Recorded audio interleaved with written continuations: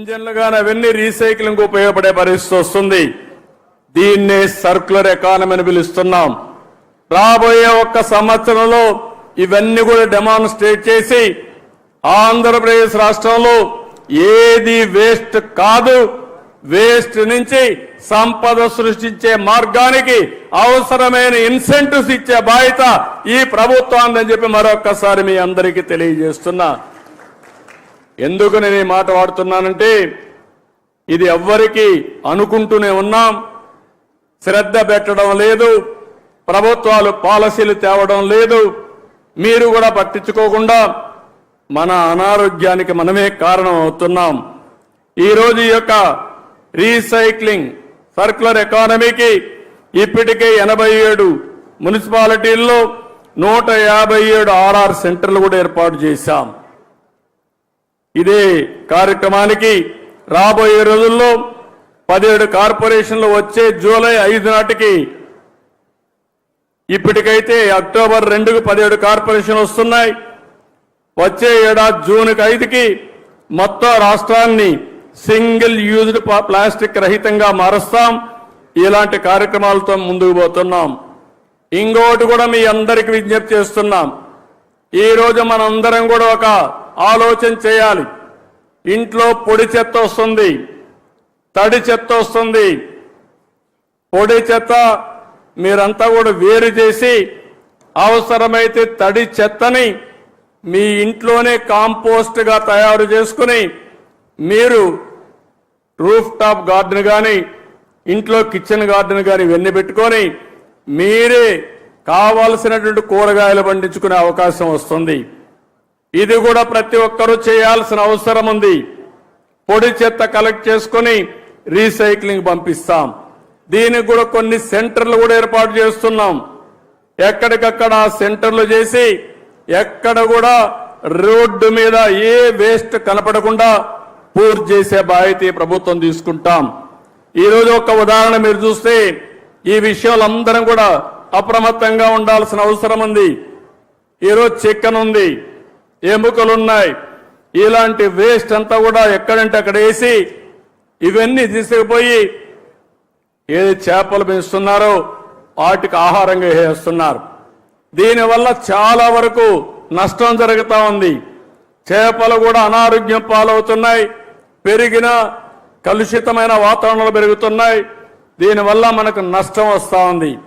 అందుకే కొన్ని అయితే దీన్ని ప్రాపర్గా సర్క్యులర్ ఎకానమీ పంపిస్తే రీసైకిల్ చేసి మంచి ప్రోటీన్గా తయారు చేసే అవకాశం వస్తుంది.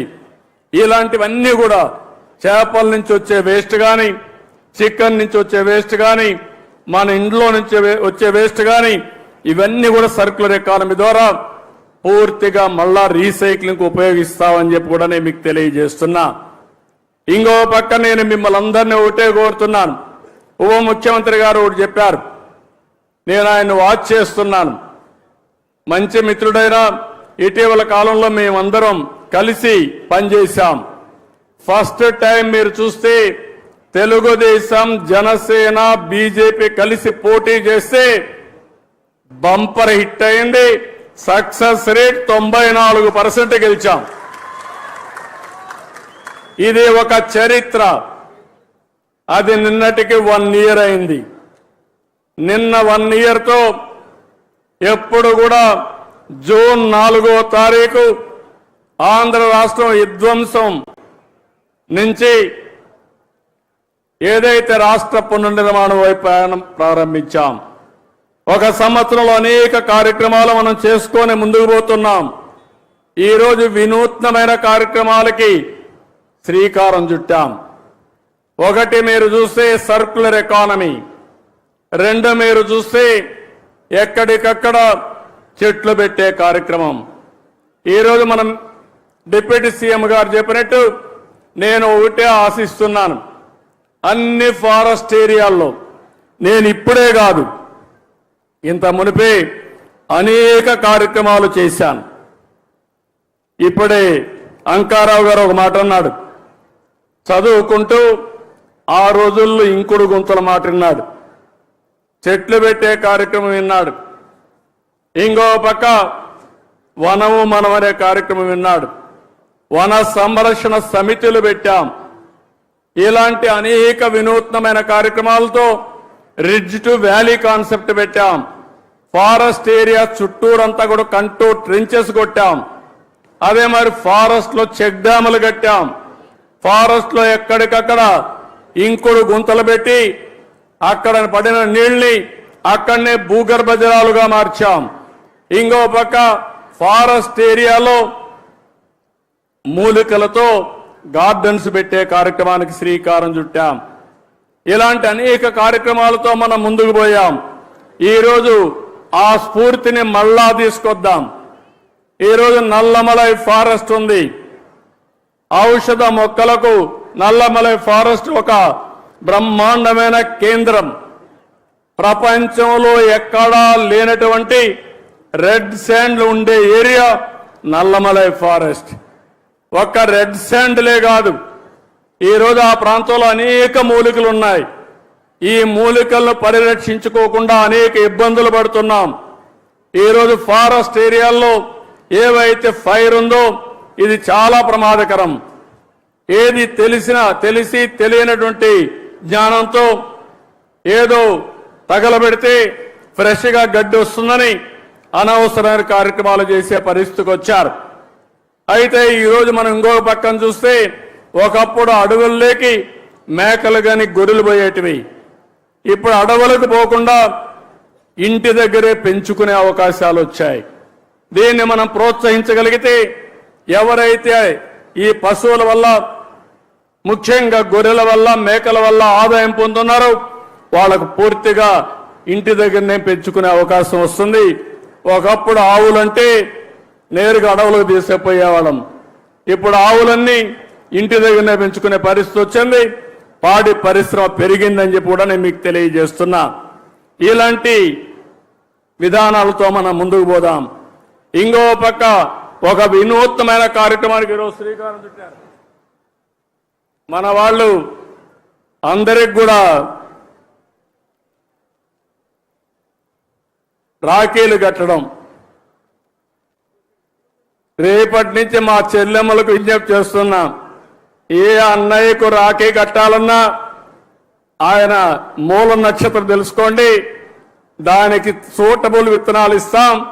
మీరు శుభం కోరుకుంటున్నారు, ఇప్పుడు బెస్ట్ విషెస్ ఇస్తున్నారు. కానీ భవిష్యత్తులో ఆయన భవిష్యత్తు బాగుండాలంటే నక్షత్రం, ఆ నక్షత్రానికి ఏ చెట్టు సూటబులో ఆ విత్తనాలతో అతనికి రాఖీ కట్టాల్సిందిగా మిమ్మల్ని అందరినీ కోరుతున్నా.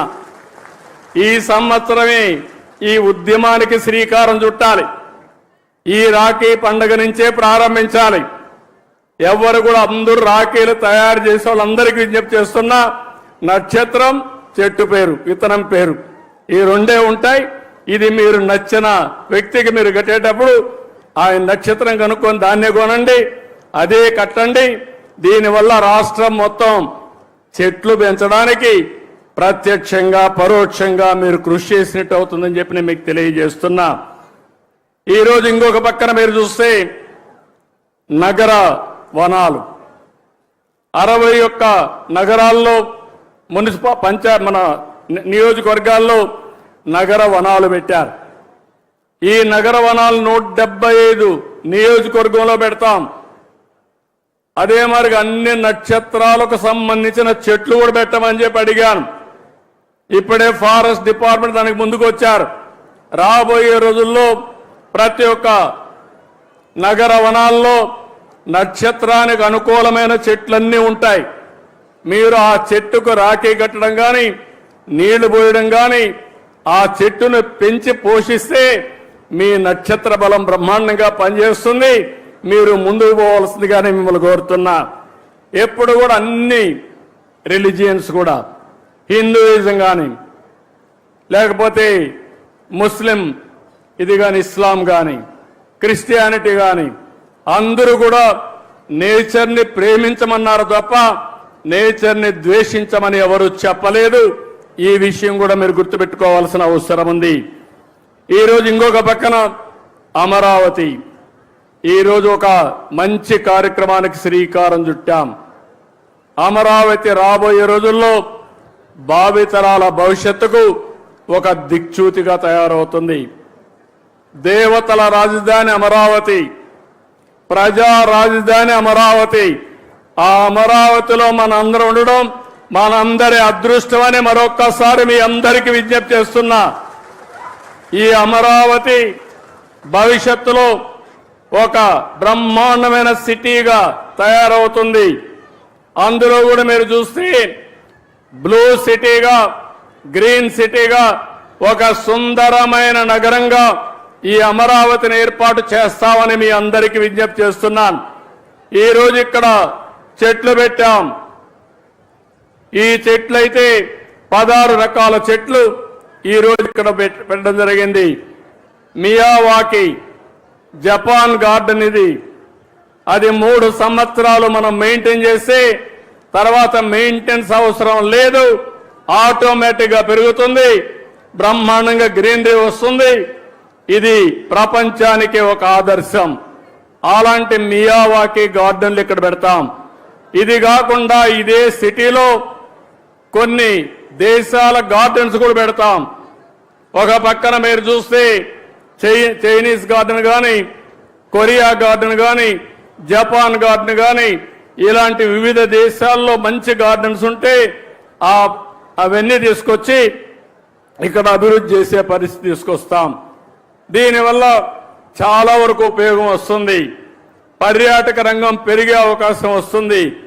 ఇంకొక విషయం మీ అందరికీ విజ్ఞప్తి చేస్తున్నాను. ఒకప్పుడు కరెంటు లేని పరిస్థితి, ఈరోజు మనం ఇంటి దగ్గరనే కరెంటు ఉత్పత్తి చేసుకునే పరిస్థితి. దీనివల్ల పర్యావరణం పరిరక్షించబడుతుంది. నేను అందుకనే ఒక పాలసీ కూడా కేంద్రం తీసుకొస్తే దాన్ని అమలు చేస్తున్నాం. ఎస్సీలకు అందరికీ 2 కిలోవాట్లు అంటే 240 మెగావాట్లు కరెంటు ఉచితంగా ఏర్పాటు చేసుకోవడానికి ఏర్పాటు చేస్తాం. వాళ్ళ కరెంటు మిగిలితే గ్రిడ్కి ఇవ్వచ్చు, వాళ్ళ కరెంటు అవసరమైతే తిరిగి తీసుకోవచ్చు. వాళ్ళు ఉపయోగించుకున్న దానికంటే ఎక్కువ కరెంటు ఉత్పత్తి అయితే డబ్బులు ఇచ్చే ఏర్పాటు కూడా చేస్తాం. వెనుకబడిన వర్గాలకి దగ్గర 98,000 రూపాయలు సబ్సిడీ ఇస్తాం. 3 కిలోవాట్లు పెట్టుకోవచ్చు. ఆ తర్వాత కరెంటు ఛార్జీలు కట్టే పరిస్థితి ఉండదు. అలాంటి వినూత్నమైన కార్యక్రమాలకు శ్రీకారం చుట్టాం. అదే మరి రైతులందరికీ విజ్ఞప్తి చేస్తున్నాం.